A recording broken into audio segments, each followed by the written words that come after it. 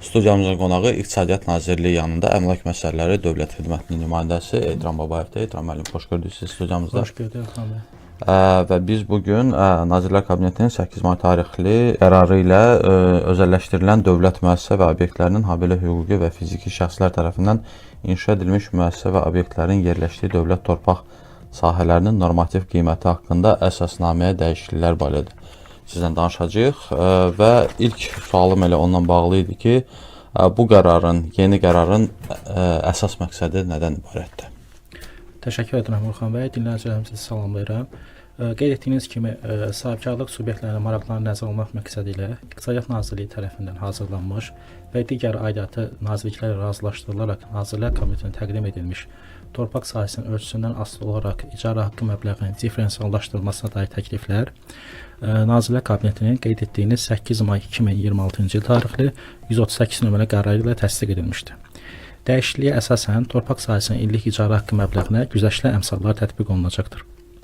Dəyişikliyin əsas məqsədi torpaq sahələrinin, xüsusilə iri ölçülü torpaq sahələrinin icarəyə verilməsi zamanı sahibkarların və investorların maliyyə yükünü azaltmaq, investisiya mühitini genişləndirmək, eyni zamanda iri ölçülü torpaq sahələrinin icarəyə götürməsini stimullaşdırmaqdan ibarətdir.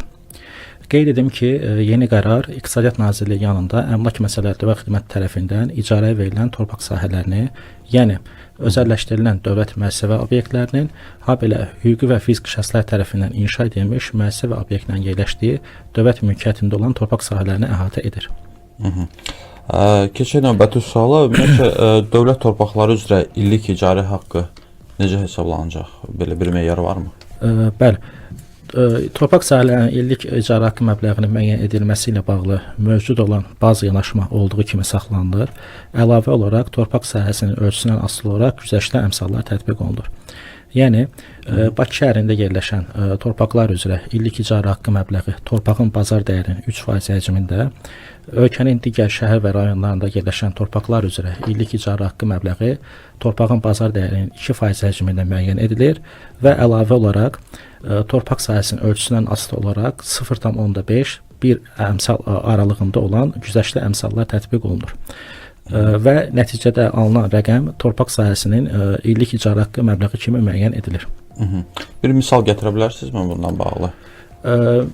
Belə deyək, qeyd olunan qərar sahəsi 5000 kvadrat metrdən yuxarı olan torpaq sahələrini əhatə edir. Daha dəqiq desək, torpaq sahəsinin ölçüsü 5001 kvadrat metrdən 10000 kvadrat metrdəki olduqda 0,8 əmsal, 10001 kvadrat metrdən 50000 kvadrat metrdəki olduqda 0,7 əmsal və 50001 kvadrat metrdən yuxarı olan hissə üçün isə 0,5 əmsal, yəni 50% güzəşt tətbiq olunur.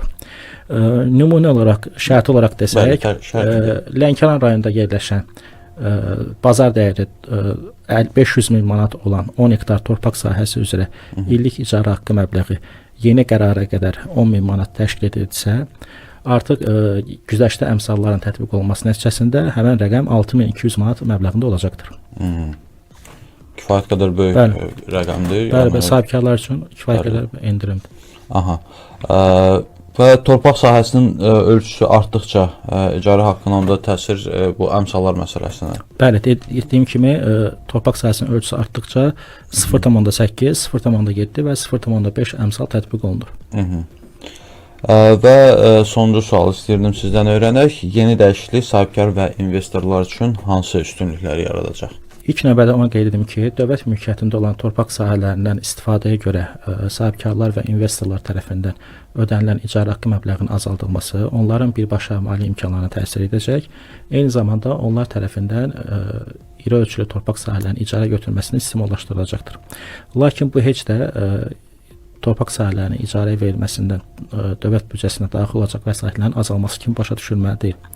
Belə ki, layihə təklif edilməmişdən öncə Əmlak Məsələləri Dövlət Xidməti tərəfindən qəbul olunacaq qərarın ehtimal olunan iqtisadi nəticələrinin proqnozlaşdırılması aparılmış və bu qərarın hər iki tərəf üçün, yəni həm torpağı icarəyə götürən tərəf olaraq sahibkarlar və investorlar üçün, həm də torpağı icarəyə verən tərəf olaraq dövlət üçün iqtisadi səmərəli olacağı qənaətinə gəlinmişdir. Dövlət maraqları cəhətdən desək, icarəyə verilən torpaq sahələrinin sayının və həcminin artmasına eyni zamanda səmərəsiz istifadə olunan və ya istifadə olunmayan torpaq sahələrinin aktiv iqtisadi dövriyyəyə cəlb olmasına gətirib çıxaracaqdır. Nəticə etibarilə icarə verilən torpaq sahələrinin həcminin artması hesabına dövlət büdcəsinə daxil olan vəsaitlərin nəinki azalması, əksinə çoxalması baş verəcəkdir. Təşəkkür edirəm sizə, İtiram müəllim. Mən təşəkkür edirəm Orxan bəy. Minnətdaram sizə vaxt ayırıb studiyamıza gəldiyiniz üçün. Xatırladım ki, studiyamızın qonağı İqtisadiyyat Nazirliyi yanında əmlak məsələləri dövlət xidmətinin nümayəndəsi İtiram Babayev idi. Bununla da İqtisadi Həftə verilişimiz sona çatır. CBC FM Azərbaycan YouTube və Facebook kanallarına abunə olmağı unutmayın. Sağ olun.